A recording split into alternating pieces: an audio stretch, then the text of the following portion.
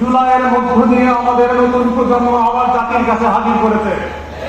কিন্তু আমরা দুঃখজনক ভাবে দেখতে পাচ্ছি যেই পুঁজি, যেই মূলধন বরফের পানির মতো চৈত্রের রোদে খাই খাই করে পানিতে পরিণত হয়ে গেছে, সেই পুঁজিকে কেন্দ্র করে আবার ৭২-এর সংবিধান ব্যাখ্যায় নেমেছে জাতীয়তাবাদী দল, যার রাজনীতি, যার আদর্শ, শহীদ জিয়ার পলিটিক্যাল প্রেমিসিস কোনো কিছুর সাথে এই ৭২-এর সংবিধান যায় না।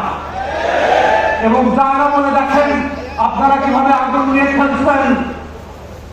মান্যবর সাবেক প্রধানমন্ত্রী, বিতাড়িত প্রধানমন্ত্রী, উনি অন রেকর্ড ভিডিওতে বলেছেন যে উনি পদত্যাগ করেন নাই। ওনার এমপ্লয়ি চুপ্পু সে বলেছে তিনি কোনো পদত্যাগ পত্র পান নাই।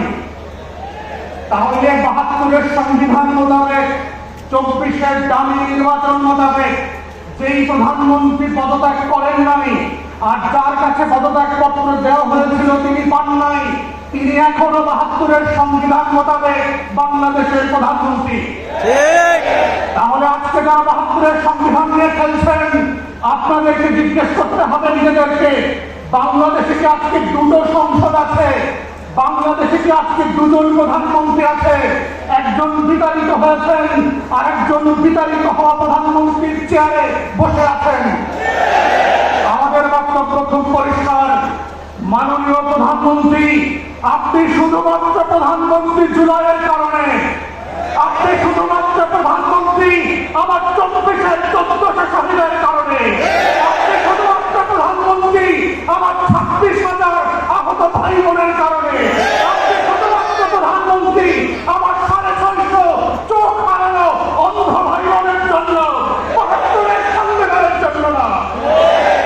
আর আজকে যারা ৭২-এর সংবিধান নিয়ে খেলছেন তারা আপনাদের ইতিহাস ভুলে যাবেন না।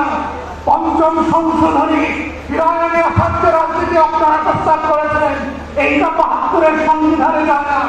৭২-এর সংবিধান মোতাবেক শেখ মুজিবুর রহমান এখনো জাতির জনক, এখনো স্বাধীনতার ঘোষক। তাহলে ২৬শে মার্চে স্বাধীনতার ঘোষণাপত্রের দিন আপনারা কেন শেখ মুজিবের কবরে ফুল দিতে গেলেন না? সেই প্রশ্নগুলো আপনাদেরকে করতে হবে। তাই আমরা মনে করিয়ে দিতে চাই, বাংলাদেশের বর্তমান সরকার এবং সংবিধানের একমাত্র লেজিটিমেসি হচ্ছে ২৪-এর গণ-অভ্যুত্থান, ৭২-এর সংবিধান না। তাই এই গণ-অভ্যুত্থানকে যদি আগামী দিনের রাজনীতি, বাংলাদেশ রাষ্ট্র বিনির্মাণের রক্ষা কবচ করতে হয়, সেটা শুধুমাত্র জুলাই সনদ অক্ষরে অক্ষরে বাস্তবায়নের মাধ্যমে, গণভোটের গণরায় বাস্তবায়নের মাধ্যমেই সম্ভব। ৭২-এর নাটক দিয়ে সম্ভব হবে না। সবাইকে আহ্বান জানিয়ে আমার বক্তব্য এখানে শেষ করছি। আসসালামু আলাইকুম।